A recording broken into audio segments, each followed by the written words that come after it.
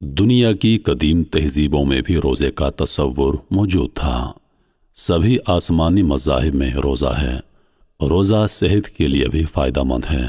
روزہ مسلمانوں پر فرض ہے اور دنیا میں مسلمانوں کی بڑی تعداد رمضان کے روزے رکھتی ہے۔ دنیا کے دوسرے مذاہب میں بھی روزے کا تصور پایا جاتا ہے اور غیر مسلموں کا بھی ایک طبقہ روزہ رکھتا ہے، حالانکہ ان کے ہاں روزے کے معاملات کچھ الگ ہیں اور وہ اپنے طریقے سے روزے رکھتے ہیں۔ ان کے روزے کے ایام بھی مختلف ہیں۔ اسی طرح دنیا کی قدیم تہذیبوں میں بھی روزے کا تصور پایا جاتا ہے، جیسے بابلی تہذیب، مصری تہذیب، یونانی تہذیب اور قدیم ہندوستانی تہذیب۔ اللہ نے قرآن کریم میں جہاں روزے کی فرضیت بیان کی ہے، وہاں یہ بھی بتایا ہے کہ پرانی امتوں پر بھی روزے فرض کیے گئے تھے۔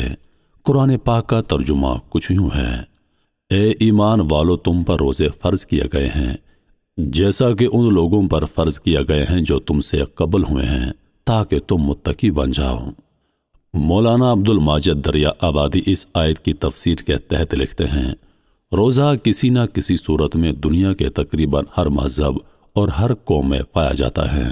انسائکلوپیڈیا برٹانیکا میں روزے کو سبھی اقوام سے متعلق بتایا گیا ہے، حالانکہ اس میں یہ بھی تحریر ہے کہ روزے کے اصول اور طریقے کو آب و ہوا، قومیت، تہذیب اور گرد و پیش کے حالات کے اختلاف سے مختلف ہیں، لیکن اس کا بنیادی تصور ہر جگہ ضرور ملتا ہے۔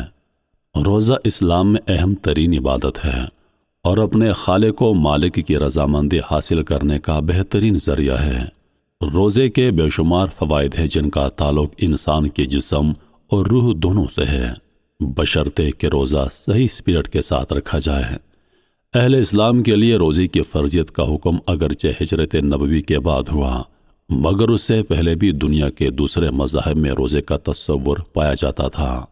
روزے کا تخیل ہندو مذہب، یہودیت اور عیسائیت میں پہلے سے ہے، یہاں تک کہ فرضیت رمضان سے پہلے اسلام میں بھی یوم عاشوراء کا روزہ رکھا کرتے تھے، جیسا کہ ام المومنین حضرت عائشہ صدیقہ رضی اللہ تعالی عنہا کی ایک روایت سے ظاہر ہے کہ رسول اللہ نے یہودیوں کو اس دن روزہ رکھتے ہوئے دیکھا تو مسلمانوں کو بھی یہ کہتے ہوئے روزہ رکھنے کا حکم دیا کہ ہم یہودیوں سے زیادہ حضرت موسیٰ علیہ السلام کے ماننے والے ہیں۔ بنی